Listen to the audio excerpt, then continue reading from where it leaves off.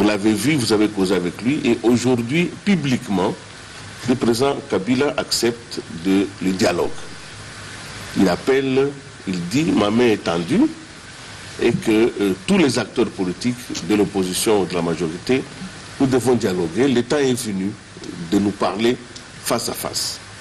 Alors ma question est celle-ci, parce que vous avez vous-même élaboré le mode opératoire du dialogue.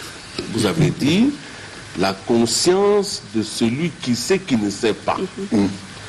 Pensez-vous que les deux camps, parce que vous avez fréquenté Tshisekedi, vous au moins vous avez parlé avec lui.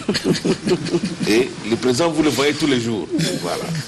Pensez-vous que les deux piliers, parce que symbole de ce qui va se passer, portent effectivement la conscience de ce petit dialogue?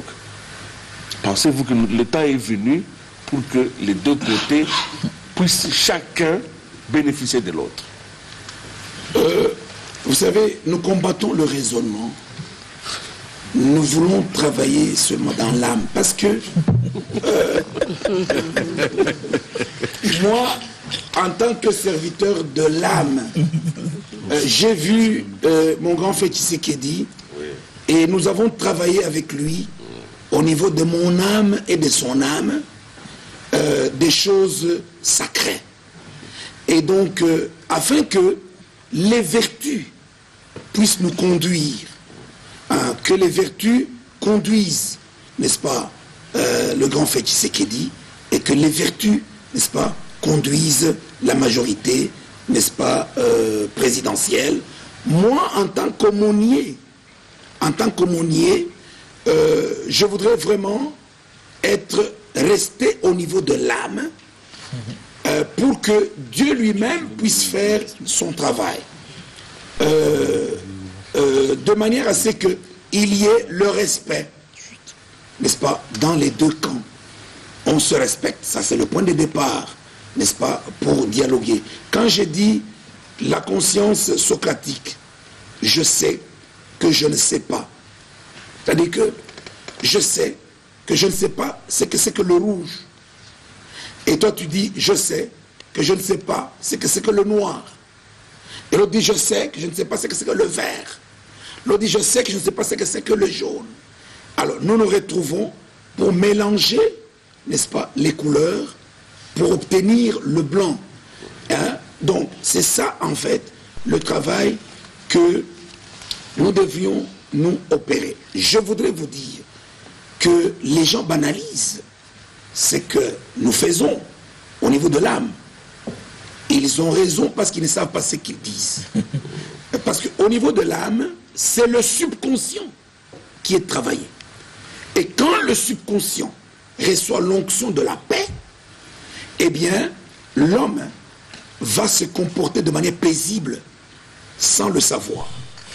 Parce que j'ai dit que le pouvoir, il est jumeau de la paix. Selon Psaume 72, verset 3, Dieu dit, les montagnes et les collines porteront la paix pour le peuple. Montagne du pouvoir dans la majorité, montagne du pouvoir dans l'opposition, porte la paix, piscine de paix au sommet de l'opposition, piscine de paix au sommet de la majorité. Et alors, il faut qu'il y ait un canal entre les deux montagnes de paix, jonction et canalisation, pour qu'il y ait ruissellement de la paix à la base, n'est-ce pas, dans la vallée où se trouve le peuple. Et c'est dans la vallée où se trouve le peuple que sont ensemencées les idées de leaders politiques. Elles ne vont pas être plantées au sommet, elles sont plantées dans la vallée. Si les leaders politiques ne donnent pas la paix à la base, leurs propres idées vont demeurer dans le désert, ne vont pas germer. Et quand ils vont décéder, eh bien, on mettra une croix, on va les oublier. Les idées demeurent comme celles de Socrate, etc. Elles ont été élaborées dans la paix. S'il n'y a pas de paix, il n'y a pas de philosophie. S'il n'y a pas de paix, il n'y a pas d'économie, il n'y a pas d'évangile. C'est pourquoi on nous dit, priez pour ceux qui sont élevés en dignité. Mais maintenant, les pasteurs de la majorité ne veulent pas prier pour les opposants politiques. Hein? C'est pourquoi moi, de la majorité, je m'en vais voir Tshisekedi. Je prie pour lui parce que c'est une ordonnance du Seigneur. Et les pasteurs de l'opposition doivent prier pour les leaders politiques de la majorité. Il dit, ah non, parce qu'il y a ça et ça. C'est une ordonnance du Seigneur. Donc il faut d'abord que les pasteurs de la majorité, les pasteurs de l'opposition fassent jonction pour que eux aussi sont des montagnes. Sont des montagnes spirituelles. Qu'ils fassent jonction dans leur cœur afin qu'il y ait ruissellement de la paix à la base. Alors le pays pourra démarrer. Regardez aujourd'hui la perversion politique. Les gens apprécient la garde présidentielle, n'est-ce pas, du Burkina Faso. C'était la garde présidentielle, ce n'était pas la garde républicaine.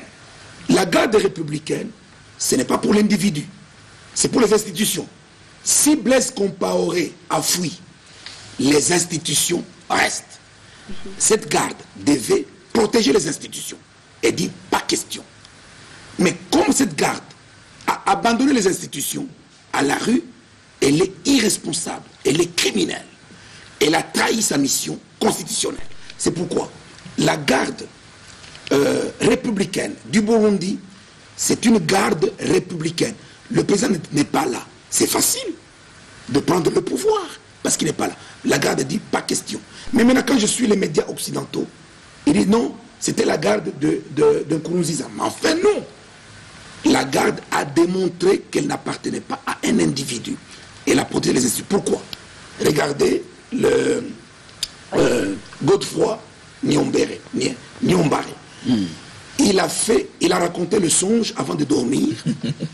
Et son songe, c'était faire tomber le gouvernement, toutes les institutions. En tant que qui, dans un espace démocratique, toi, tu peux dire le Parlement tombe, le gouvernement tombe. Le gouvernement a été institué par le Parlement. Vous ne pouvez pas le faire tomber en tant qu'individu. Voilà les crimes politiques, n'est-ce pas, qui méritent d'être sanctionnés, pas par la mort. Parce que la mort, il n'y a que Dieu qui peut donner la mort. Un homme ne doit pas donner la mort. Eh bien, nous sommes, n'est-ce pas, heureux de savoir que là-bas, on prêche la parole de Dieu. Voilà à peu près. Pour nous ici au Congo, notre garde, je salue ici le général Didier Toumba, c'est son jour. Hein. Le chef de l'État lui-même, commandant suprême, c'est son jour. Et puis le général Ilunga de la garde républicaine. Eh bien, c'est leur jour. Notre armée, article 188 ou 189, est républicaine. C'est pour la République. Notre garde, elle est républicaine. Et donc, le Congolais doit savoir respecter sa garde. Et non pas dire, non, Basoda Wane Kabila, etc. Non, messieurs, c'est une abomination. Voilà. Vous avez terminé juste une rapidement. Parce que vous-même, vous m'avez amené au Burundi, mais moi, je ne veux pas y aller. Vous avez cité les limoniums qui continuent à fumer. Parce que si aujourd'hui, tout en étant, vous êtes d'accord avec moi, que le président Nkurunziza a quand même des choses à se faire reprocher. Oui. Il y a des choses que son peuple lui reproche. Oui. En même temps, vous êtes d'accord avec moi que ce n'était pas peut-être l'occasion de le faire par un coup d'État. Ce qui est aussi interdit. Mais je voudrais quand même que vous reveniez sur l'immunium. Parce qu'on n'en parle pas beaucoup dans notre pays. Si vous avez même un verset, donnez-le-moi. Pourquoi faut-il absolument respecter celui qui est en fonction? Pourquoi, même si on a des choses à lui reprocher. Et je pense que ça nous permet de lier non seulement la réforme sur l'âme, mais en même temps sur la démocratie. Exactement. Voilà ma question. Pourquoi doit-on respecter celui qui est en fonction? Parce que David, loin par Dieu, qui a déjà rejeté Saoul, David continue à respecter Saoul. Pourquoi? Parce qu'il avait le secret du lumignon. Le pouvoir est une onction qui brûle dans la personne qui le porte comme une mèche qui est en train de brûler. Et donc, ce pouvoir, c'est le souffle du Tout-Puissant. Et le Tout-Puissant dit ceci, le verset que vous voulez, Jérémie 1, verset 12. Je veille sur ma parole afin de l'accomplir. Donc Dieu veille sur ce qu'il donne. C'est pourquoi le président de la République du Burundi, pour que Dieu continue à veiller sur le pouvoir qui est en lui, prenez aussi 2 Pierre 3, verset 7.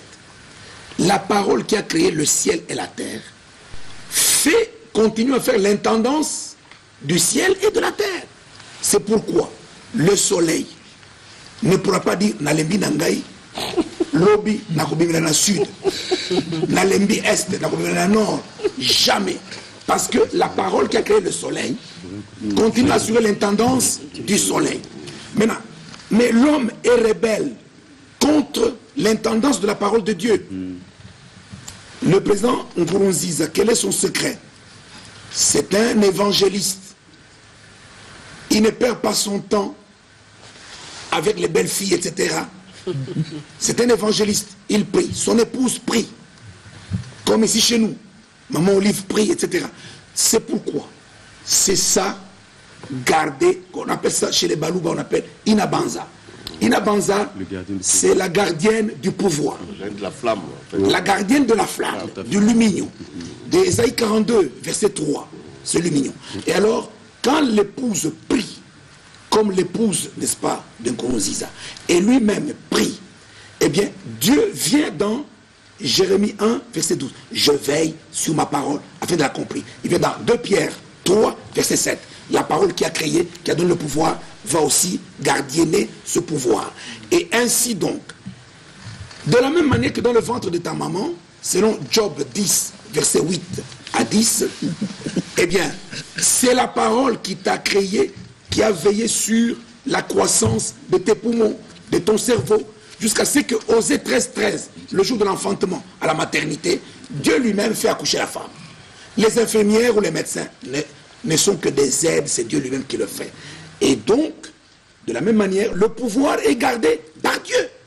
Même si Nkurunziza n'est pas là, Dieu va susciter des hommes fidèles pour garder ce pouvoir. Merci. Voilà le mystère, n'est-ce pas, de ce qui s'est passé là. Encore faut merci beaucoup. Respecte Dieu à la fin. Ah, oui, c'est-à-dire qu'il y a maintenant pour lui un challenge, un test.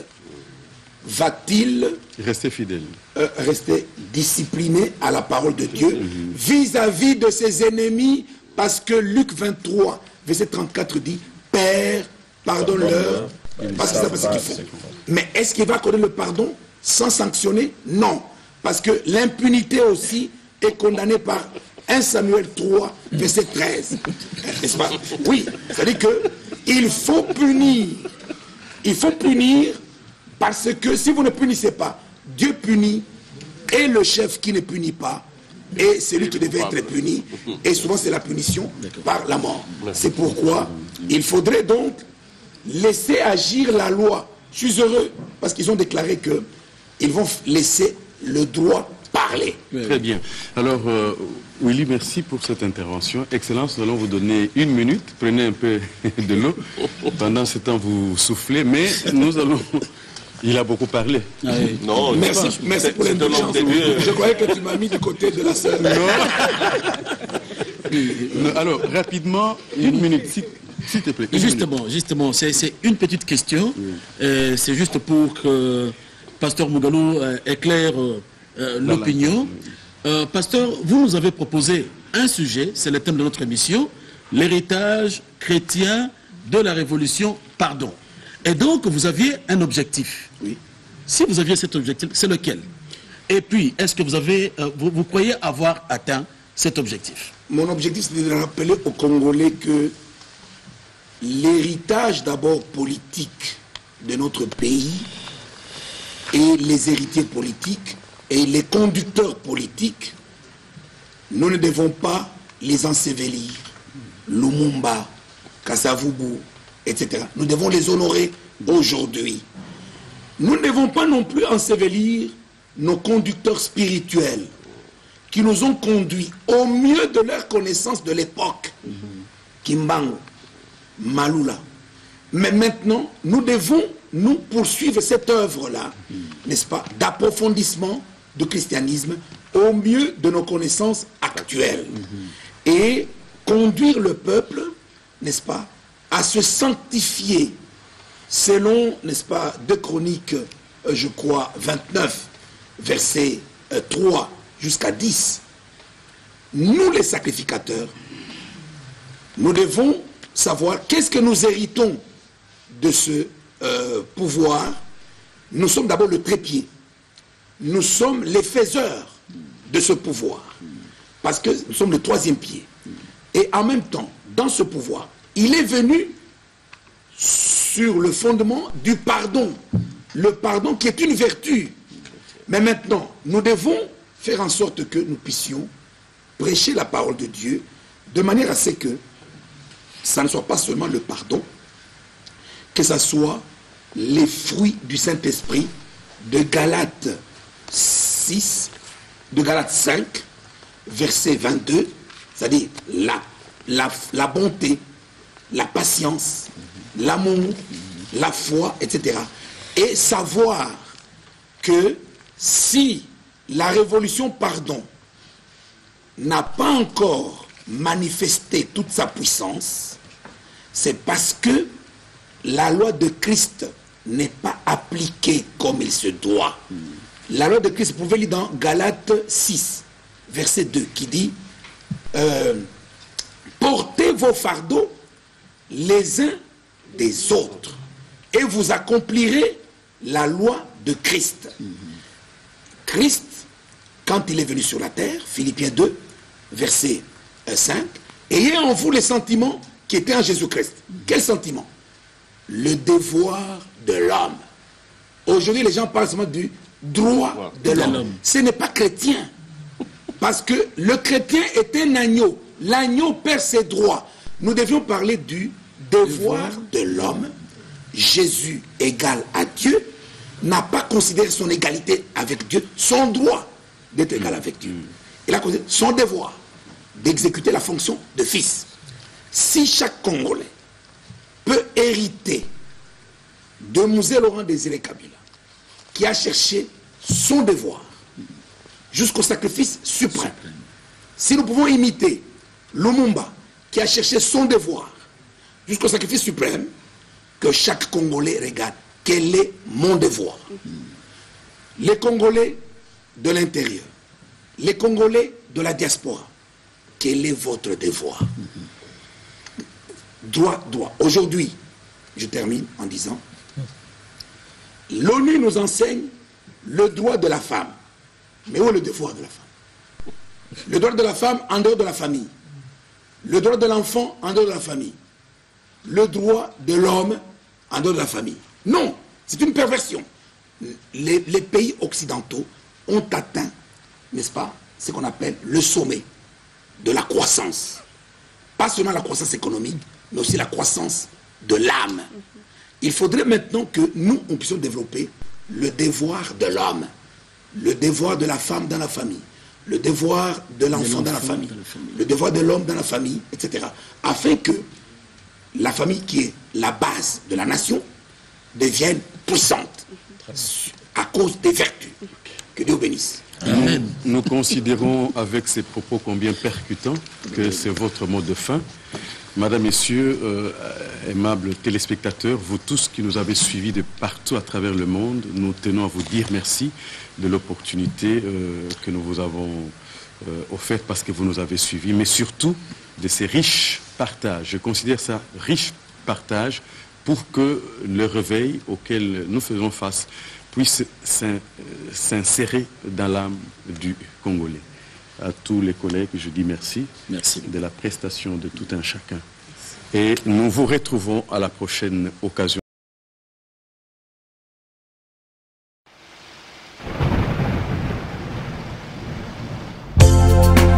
Papa soki olingi ozala roi na libala, sala ete mama azala reine. À toi au grand roi, voici nos cœurs vers toi, Dieu d'amour. Abonnez-nous de ton amour et les filles de la Molingo, Sumba Bisoto.